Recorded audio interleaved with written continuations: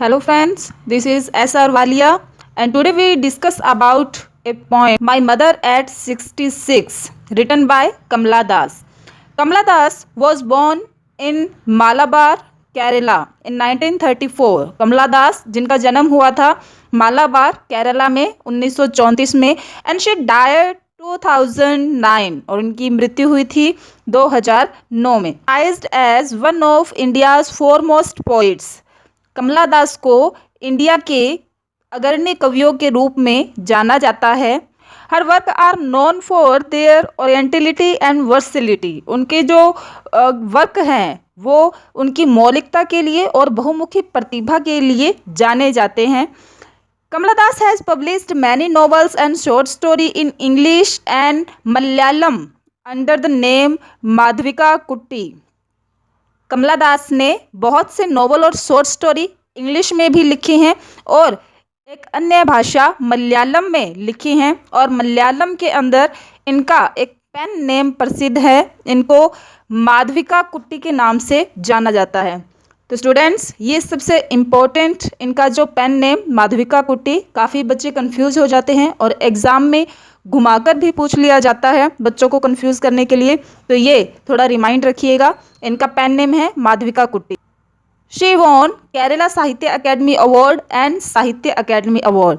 इनको केरला साहित्य academy award और साहित्य अकेडमी अवार्ड के से भी नवाजा गया है. तो ये भी आपके लिए इम्पोर्टेंट है कि उनको साहित्य अकेडमी अवार्ड से नवाजा गया है. ये भी आप याद रखिएगा.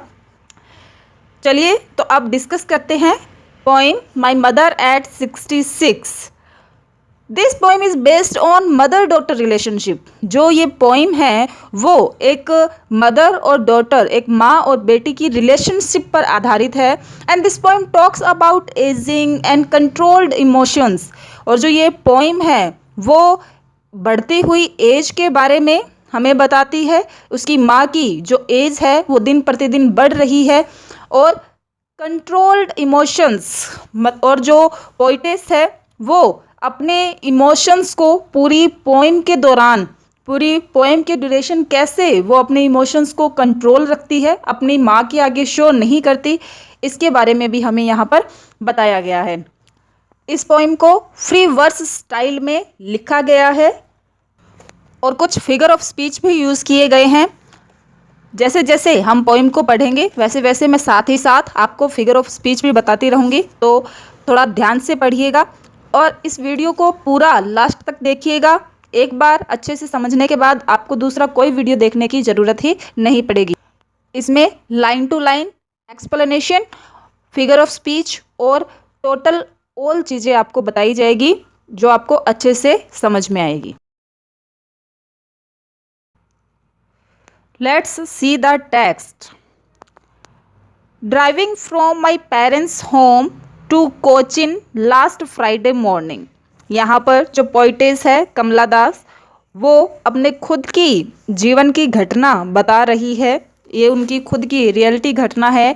जब once the poetess went to visit her mother, जब वो अपने मदर से, अपनी माँ से मिलने के लिए, अपने पेरेंट्स से मिलने के लिए घर पर आई हुई थी. And she was on her way back to the airport to return to Cochin last Friday morning. और वो उनसे मिलकर वापस अपने होम टाउन कोचिन, जहाँ पर कि वो अब रहती है, कोचिन जाने के लिए, एयरपोर्ट के लिए रवाना हुई थी फ्राइडे मॉर्निंग को. और उसकी माँ भी उसके साथ ही थी.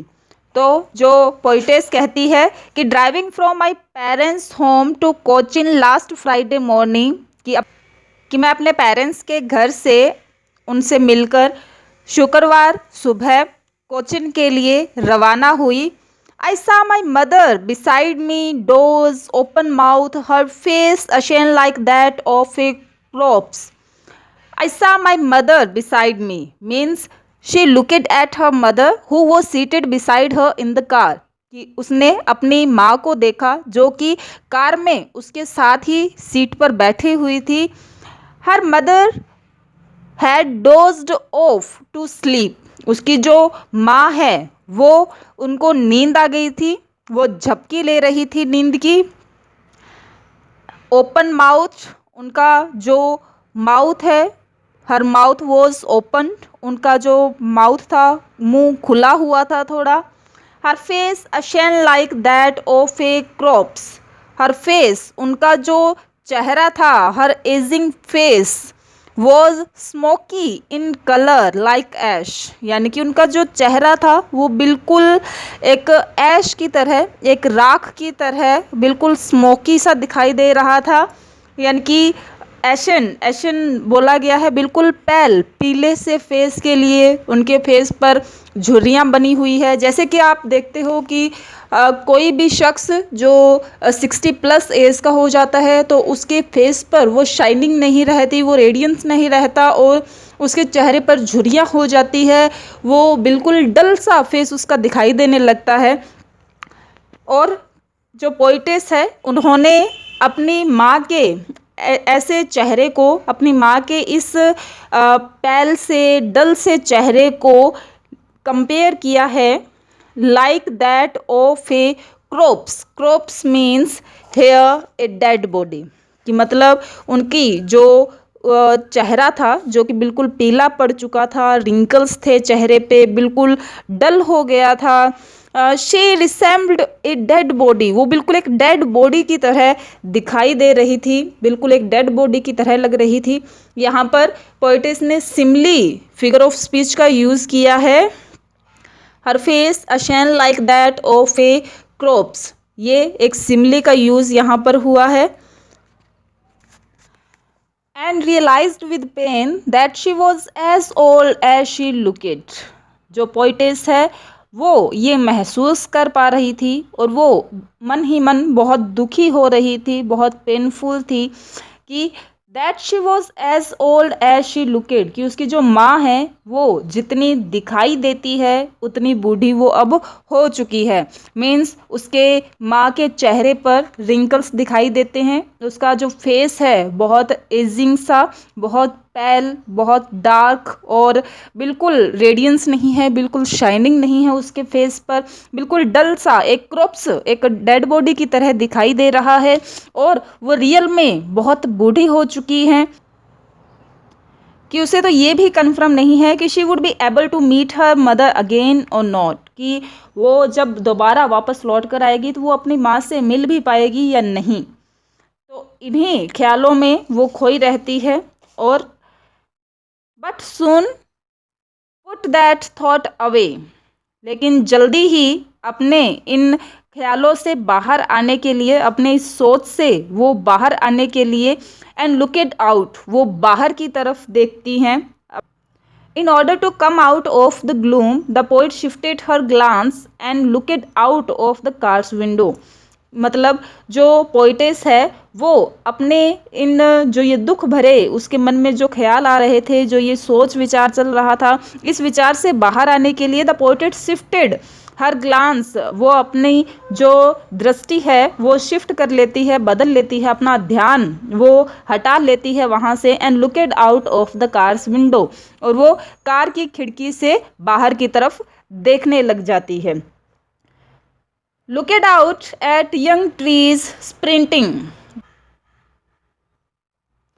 Sprinting means here short fast race, running. जैसे जैसे उनकी गाड़ी आगे बढ़ रही है वैसे ही जो बाहर जो पेड़ दिखाई दे रहे हैं वो तीव्रता से, बहुत तेजी से पीछे की तरफ भाग रहे हैं, वो पीछे छूट रहे हैं और उसको देखकर वो उसका जो ध्यान है, उसका जो विचार है वो अपनी माँ की तरफ जाता है कि इन पेड़ों की तरह ही उसकी माँ की एज भी पीछे छूटती जा रही है। The merry children spilling out of their homes, spilling here means to move out in the great number, यानी कि बड़ी संख्या में एक साथ जो मैरी चिल्ड्रन, जो छोटे छोटे बच्चे थे वो बाहर आ गए थे खेलने के लिए, ऑफ देयर होम्स, अपने घरों से। Means little children were running out of their houses into the playground, जो छोटे छोटे बच्चे थे वो खेलने के लिए अपने घरों से बाहर आ गए थे playground. Here merry children symbolised energy, life and happiness. यहाँ पर पोइटेस ने एक विरोधाभास दिखाया है। एक तरफ तो जो पेड़ हैं जो कि पीछे की तरफ बढ़ रहे हैं, पीछे दौड़ रहे हैं, से उनके जीवन का जो अंत है वो निकट आ रहा है। और दूसरी तरफ जो ये छोटे बच्चे वो सिंबलाइज कर रहे हैं एक न्यू एनर्जी को, लाइफ को और हैप्पीनेस को। एक तरफ तो जीवन का अंत दिखाई दे रहा है और एक तरफ एक नई लाइफ दिखाई दे रही है, एक नई हैप्पीनेस दिखाई दे रही है। अब आगे देखिए। But after the airports security check, standing a few yards away, I looked again at her. One pale, one means colorless, बिल्कुल फीका सा, unnaturally pale, बिल्कुल फीका हो गया है, बिल्कुल पीला पड़ गया है उनका जो चेहरा है। But after the airports security check, अब वो एयरपोर्ट पर पहुंच चुके हैं और वहां पर सिक्योरिटी चेक करने के बाद जब जो पैसेंजर हैं वो अंदर चले जाते हैं और जो रिलेटिव वो बाहर खड़े रहते हैं, तो वैसे ही जो पोइटेस है वो सिक्योरिटी पर चेक करवाने के बाद अंदर चली जाती है और उसकी जो माँ है वो यार्ड में बाहर ही खड़ी है। Standing a few yards away, I looked again at her, यानी कि अब उनके बीच में थोड़ी डिस्टेंसिंग बन गई है, कुछ दूरी बन गई है। And she glanced at her mother one more time, और वो अपनी माँ की तरफ एक बार दोबारा से देखती है। कहने का मतलब है कि as they reached the airport, कि अब वो एयरपोर्ट पर पहुंच चुके होते हैं after the security check, security check करने के बाद। The poetess was about to leave for the airplane, जब वो एयरप्लेन के लिए वहाँ से जाती है। She glanced at her mother's one more time, तब वो अपनी माँ की तरफ एक बार फिर देखती है। At her one L as a late winter's moon. One means colorless, unnaturally pale, बिल्कुल पीला पड़ गया था उसका चेहरा, उसका जो चेहरा है बिल्कुल फीका पड़ गया था। Her mother appeared weak and pale, just like the moon in the winter season. यानी कि उसका जो चेहरा है वो बिल्कुल विंटर सीजन के, जो सर्दी के मौसम में वैसे तो मून दिखाई नहीं देता, सर्दी के मौसम में बहुत कम दिखाई देता है, लेकिन इसके बावजूद भी कभी कभार जब वो दिखता है तो वो चमक उसकी नहीं होती, बिल्कुल डल सा, बिल्कुल पीला सा दिखाई देता है, धुंधला सा दिखाई देता है, बादलों के अंदर छुपा हुआ वो दिखाई देता है। तो जो पोइटेस है उसने अपने मदर के फेस को उसी विंटर मून के साथ कंपेयर किया है कि उसका जो फेस है वो बिल्कुल उस विंटर मून की तरह दिखाई दे रहा था। यहाँ पर भी उन्होंने एक सिमिली यूज़ की है, मीन्स कि उसका जो फेस है वो बिल्कुल उस विंटर मून की तरह दिखाई दे रहा था। Which seems to have lost all its strength, कि उसने अपनी सारी जो ताकत थी, अपनी सारी स्ट्रेंथ थी, वो सारी उसने खो दी है। बिल्कुल उसका चेहरा पीला पड़ गया था, बिल्कुल डल हो गया था, बिल्कुल फीका हो गया था, बिल्कुल मुरझा गया था। इस तरह से उसका वो चेहरा दिखाई दे रहा था। And felt that old familiar ache, my childhood fear. Now the poetess felt the pain and the fear of losing her mother. अब उस जो पोइटेस है वो महसूस कर रही है अपनी माँ को खोने का दर्द, वो महसूस कर रही है, और उसी के साथ उसे अपनी माँ को खोने का भी डर है कि शायद वो दोबारा लौट के आए तो उसकी माँ उसको जिंदा मिलेगी भी या नहीं। तो ये एक डर उसके मन में चल रहा था, वो ये महसूस कर रही थी। फैमिलियर एक, माई चाइल्डहुड फियर, एक मीन्स पेन, दर्द। वो सेम वही जो बचपन का दर्द, जो बचपन का दर्द था, वही वो बचपन का जो डर था उसी डर को महसूस कर रही थी। She was reminded of her childhood when she used to fear losing her mother. वो अब अपने उस बचपन के डर को रिमाइंड कर रही थी, याद कर रही थी, जब उसे अपनी माँ को खोने से डर लगता था। As a child, she could not bear to be separated from her mother, even for a few moments. जैसे कि वो एक बच्ची थी, तब वो अपनी माँ से एक कुछ पल के लिए दूरी भी बर्दाश्त नहीं कर सकती थी, कुछ पल के लिए भी वो उनसे दूर नहीं हो सकती थी। And now the loss would be permanent, as her mother was about to die and she would lose her forever.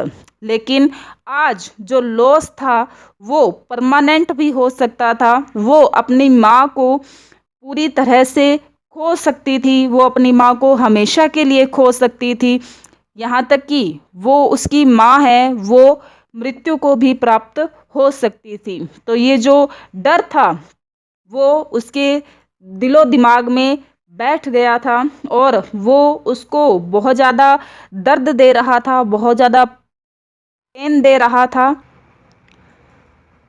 But all I said was see you soon Amma.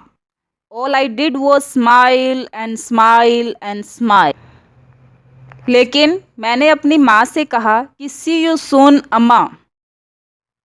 The poetess did not express her feeling, she smiled and said see you soon Amma. ये जो poetess है उसने अपनी feelings को share नहीं किया, उसका जो डर था मन का वो अपनी माँ के साथ वो शेयर नहीं करना चाहती थी और उसने स्माइल करके अपनी माँ को कहा कि सी यू सून अम्मा, जल्द ही दोबारा मिलेंगे। Because he wanted that her mother should leave and they could meet again, क्योंकि वो यही चाहती थी कि उसकी माँ जिंदा रहे और वो अपनी माँ से दोबारा मिल सके। All I did was smile and smile and smile. यहाँ पर स्माइल स्माइल स्माइल 3 बार बोला गया है और कोई भी पोइट्री में एक वर्ड को बार बार रिपीट करना, एक वर्ड को 3 बार रिपीट करने का मतलब होता है कि उसके अलग अलग अर्थ लिए जाते हैं। जैसे ऑल आई डिड वो स्माइल, फर्स्ट स्माइल का यहाँ पर मीन्स है कि उसके जो भी उसके मन का डर चल रहा था, उसके मन में अपनी माँ को जो खोने का डर था, वो अपने उस दर्द को, उस डर को अपनी माँ को नहीं बताना चाहती थी, इसलिए उसने अपनी माँ की तरफ स्माइल किया।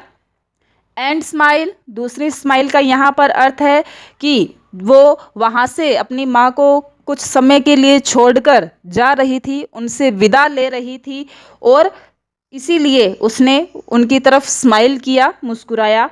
एंड स्माइल, और तीसरी स्माइल का अर्थ था that she hopes that the mother should live and they could meet again, कि उसकी जो माँ है उसे आशा थी कि उसकी जो माँ है वो जिंदा रहेगी और वो उससे दोबारा मिलेगी, और इसी होप के साथ उसने उनको स्माइल किया और वहाँ से उनसे विदा ली।